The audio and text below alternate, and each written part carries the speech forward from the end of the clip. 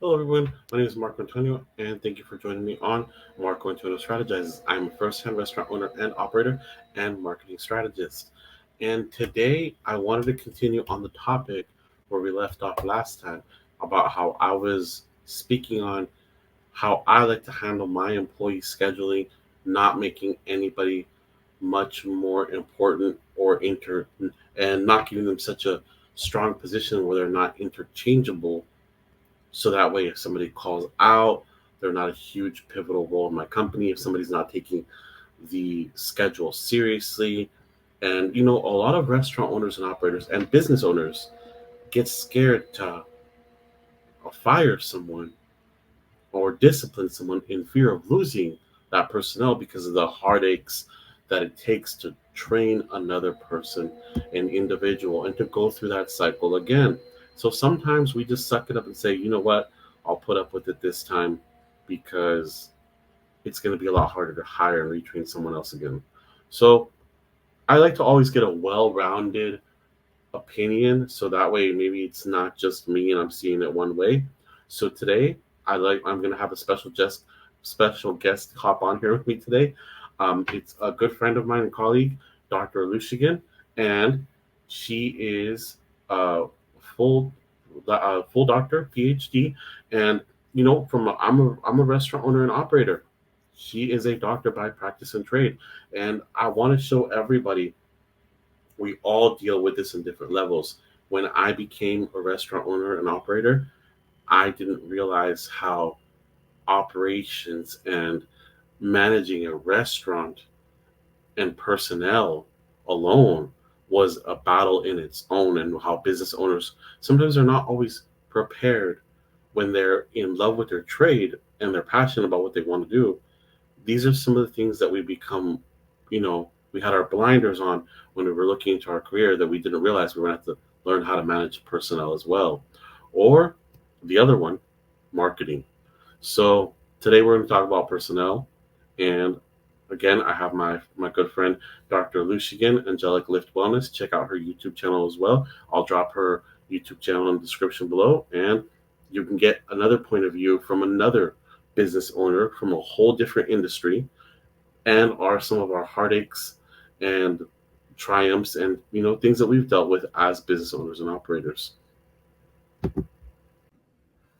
There we go.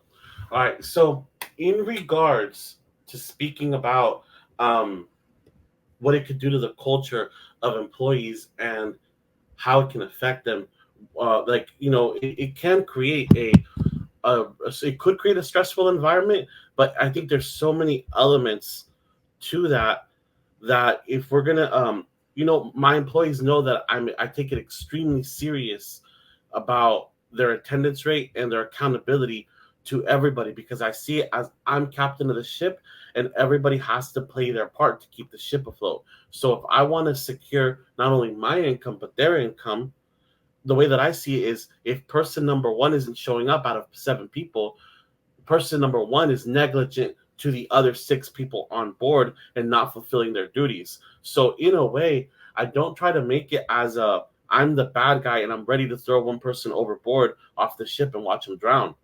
If I have to do that, I will really fast. I'll wake up in the middle of the night, throw somebody overboard, and make it as peaceful as possible. But You're like like Elon Musk firing them over Twitter. no, no, I'll wake up in the middle of the night and grab Has you. been denied. Yeah. Fired. but my other staff, I explained it to them in a way where I said, hey, I do this because I care about my business and I care about your livelihood, because you can always hold me accountable that you will receive a paycheck, you will have a reliable source of income, and I owe that to you. So I don't know, as a for you and your and for you and in your business ownership and operations, how do you think you deal with a lot of stress in the way that the way that you have people, and if you were that strict in accountability? Yeah, I think okay. So obviously mine is medical. So there's not just the training, there's the certification, and then you also have to make sure everybody knows all of the what we call the HIPAA procedures, right? So you it, hiring someone that is not um, you can't just get anyone off the street and train them. Basically, Mhm. is what I'm trying to say. Like there's got to be this baseline understanding of these are things what we can do in a medical establishment. These are things that you cannot do. That's a no-no. You know, so someone that comes from retail selling, beauty products at the mall, they don't understand why you can't just someone's mom can't just call and you start giving them health information, like, Yeah. so there's this additional level of training which makes it harder to hire, because now you're like you have to go with people that have experience, at least some level of experience, so your pool is already limited because of that. And so you're taking those few people, then you still have to train them on how you do things, right? Because you might be using a different software, you might be using a different electronic medical record system, a different phone system than what wherever they were coming from, even if they had experience from another doctor's office. So there's all that training time that goes into getting someone ready to even work in your practice. And then once they get it, right, you hate to just fire them because maybe they were late a couple of times. So like, so you're kind of a little bit more accommodating because of that. Because you're like, oh God, the training time, the time lost trying to find somebody else and bring them up to speed about all the rules and the state rules also. Like, things we can do in Florida that we can't do in other states. And so there's all those intricacies that makes it like really hard for medical, I think. Every business has their own thing, but medical is like another added layer. you know there's softwares that we can use that make life easy for a business because they're not HIPAA compliant. Remember, I was talking to you about that. Like, oh yeah, we could just text, and no, we can't just text. We have to use text messaging systems that have some added protection on the back to protect patient information. So there's like, so just those little things make it a little bit harder, I think. But hey, it is what it is. So we have to be a little bit more lenient with our employees because of it. I have people that I'm like, oh, should have let that one go, but Yeah. but it does get to the point where you're just like, okay, at this point, it's going to cost me if I don't. Better now than later. For me, yeah, exactly. Now. It could cost me now and later if I don't let them go sooner. And Yeah. so I guess it's to that point is, depending on the size of your business, like I don't have an HR department. I am HR. Mhm. So the bigger companies, bigger entities, they do have full on HR departments who analyze, overview, interject on behalf of employee or the Mhm. company or however that may work. But I don't know. For me, the methods that I've utilized to tell everybody I value all of my employees, and for this respect that I demand for this position, Mhm. for me and all of my staff members. When I've conducted myself and I express that attitude and Mhm. that company image and Mhm. myself, I've had an extremely high long retention rate. I normally don't really hire people. All the positions that I've been here at my company, everybody who has left within the past 3 years, I've Mhm. lost 4 people in 3 years. The Mhm. first one was here for 4. She was here for 3 years. She got married and moved away. Mhm. So the second person, she graduated college. Mhm. After being here for 2 years, she graduated college, and I understood we were a stepping stone for her in her path and her journey. And we understood that when we hired her, this was just a place to make ends meet at that time Mhm. because she just needed it to get by for her next place in life, and Yeah. which is totally acceptable and understandable. I highly welcome anybody that I hire. If you are bettering your life and Mhm. you're doing something good and better for yourself, or maybe we're not just the best fit for you, Mhm. please, you're Yeah. more than welcome to, there's the door. And if you leave respectfully and on good standing and good terms, I'm more than happy to take you back if we have a position available. Yeah. And Well, I feel the same way. I have a assistant right now. She's doing most of her skin treatments, and she's planning to go to nurse practitioner school, like next year. So I'm like, okay, I know I'm going to lose her. She's a great employee, like great. Um, and I'm like, oh, so I'm already dreading like replacing her, but I have to, she's got to move on and get, because she's definitely skilled. She needs to, get that degree and, make our life even better for the future. So, I agree with you. I completely encourage people aiming for better. Because I would hate for someone to have me where I couldn't grow or I couldn't like get a better career, because I've looked at every opportunity as a learning ground where I'm gonna be somewhere better or bigger in a few years and so on. So I encourage that. Yeah, no, and again, I agree with you on that. And then sometimes, like we have those employees who like to call out and say, "Oh, I'm sick. I don't feel well today."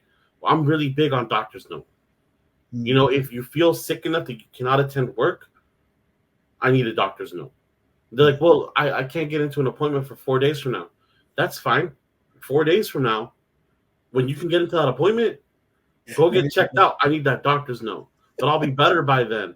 Then go to the if you don't feel good enough to come to work, the emergency room is an option. Oh But boy. but I need a doctor's note. Okay. Oh So wow, you're strict. Oh man, because I think about it like, okay, to go to the emergency room is expensive. I mean, unless someone has a really good insurance plan, you're just calling for like $1,000 bill right off the bat, right? yeah, So I understand why someone would not run to the emergency room if they think they got like a little cold or whatever, right? Um, like I don't know. I think for me it would be, I would implement that for someone's, if someone is going to need to take more than a day off. Like, yeah, okay, yeah, like one day, okay, just to recover from this cold that is making you weak. Okay, I got it. I'm yeah. not going to make you go get a ER note, but you need 2 3 days off. All right, now we need something. Well, I also like to express it to my staff and my personnel how important and how pivotal their role is in this company, and I let them know, hey, your position, there's only, as an example, there's only two people with availability that can cover your position. That's it. That's all you have. And this other person, her availability sometimes lines up with covering you if need be. Don't ever rely on it or depend on it. You still need to be accountable for yourself. Mm-hmm. So, in that regards, I always let them know, like, hey, this is how important your role is, and the likelihood of you calling out can cause a disturbance in the force Yeah, that is our yeah, business. yeah, that's true. That is So true. yeah, but when it comes to that, I just tell them, hey, I really need you to understand and evaluate the importance of your role here, Mhm. and I also tell them I keep track of attendance rate, and if Mm. you exceed the limits that we set forward on what your attendance rate cannot go below, then at that point, I'm sorry, whatever may have occurred. Obviously, if you were sick and you had the chicken pox, that's one thing.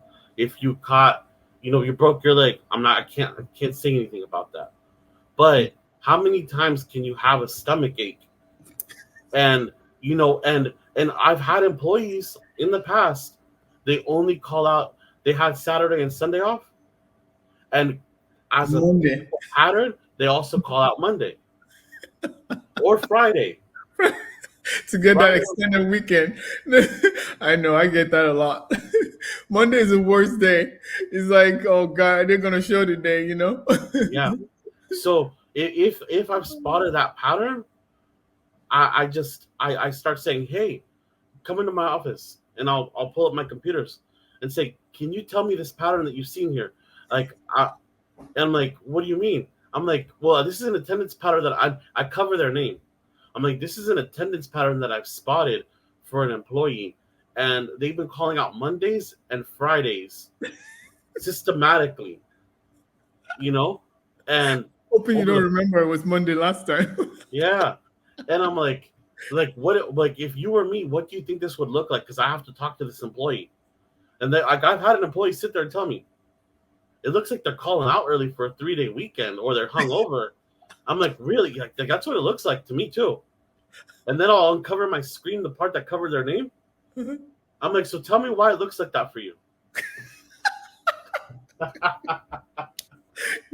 You're gangster. I have to. I have to. I cannot. I don't like to hide or embellish the facts. You Yeah. just have to be honest with your staff and say, if you were me, please understand what this looks like. I'm not a simple-minded person to where you can get one over on me really quick. I've bled, cried, and I've been hurt developing my business, and I care about it sincerely. And I have a responsibility as a captain of this ship to everybody here.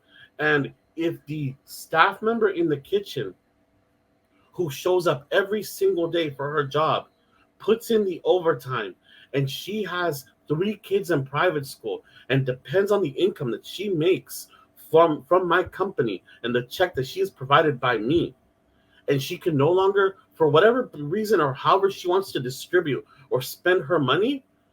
But if I had to reduce the hours that I provide to that person because all of a sudden we started losing income as a company, then it's not right that I let the domino effect of the person in front of house be so irresponsible that it affected another individual, a part of this company, and I had to reduce someone else's hours too because loss of earnings to the company overall. And I'm not going to let that happen. So I owe it to myself and everybody here at my company who does a great job and shows up every single day. I owe them that. So that's why I'm as vicious as I am about attendance, about accountability, about everything. Because for everybody who else who is doing a great job, I don't want to risk losing such a great person Mm. because I did not have the guts and courage to call out a person who was lacking responsibility and accountability. I agree. Well, that's awesome. So, I mean, it could create a hostile work environment, but I really think it's on how you put it. But again, Tsunade, I really appreciate you joining me on my channel. And from a restaurant owner to a doctor, I it shows how we all struggle in hiring, firing, and our everyday how we conduct ourselves with our staff and personnel. Me, I deal with waiters and cooks. You deal with registered nurses. You deal with nurse practitioners. You deal with patients. Your industry is much more complex on your hiring and firing process, and you have to hire the right people with the right background and education. So for someone like you in your industry, it may not be as easy as it is for me to make pieces as interchangeable. But that's a struggle and strive that we all go through in as business owners and operators and every day in hiring and firing people and just trying to stay afloat and be a successful business. I'd like to succeed and thrive. I don't want to just stay afloat. Yeah, no, I completely agree with you. But as business owners, I think in general, there's going to be a lot of similarities. We, especially nowadays, and I think even more since COVID, we have seen a lot of stress on business owners in terms of retaining good employees, finding good employees, and so if there's a number one thing that burns business owners out, it's definitely the human resource part of things. Because we can put a lot of processes in place for a lot of things, right? But humans showing up and being present, being helpful to their team members, being respectful of everybody's time, showing up on time, staying late if needed, or just offering to help while they're there, if their shift is less busy or whatnot, so all those things matter. And I think yeah, you're right on definitely talking about this topic. I have colleagues that have decided to sell their business because they just like, I can't handle it anymore. One last person calling on Monday, I'm done, I'm closing this stuff up. So we definitely get that. Yeah, I agree with you. But yeah, and I've spoken to my other business owner colleagues, and they've informed me like, hey, like I went into this business because I wanted to make money. but now I have so much PTSD from people calling out me having to do this position, me having to do this role. I didn't realize how much I had on the line when somebody calls out. And Mhm. so, like you studied medicine, Mhm. you to go out in the field and and help everybody that you could in your capacity. Little did you know, when you were studying medicine, you also had to you also roughly had to learn how to manage personnel, Yeah. and the other curveball, marketing, in order to make sales to keep your business afloat. Yeah, yeah, yeah. I So mean, it's a whole new degree we needed to have that wasn't taught in medical school for sure. So, exactly. Yeah. Well, I really appreciate you joining me on here today, Tanade. If you want to tell people the name of your YouTube channel, you cover health and wellness as well, right? yeah, I do. So you can find me on Angelic Lift Wellness, and that's the handle on all social media platforms.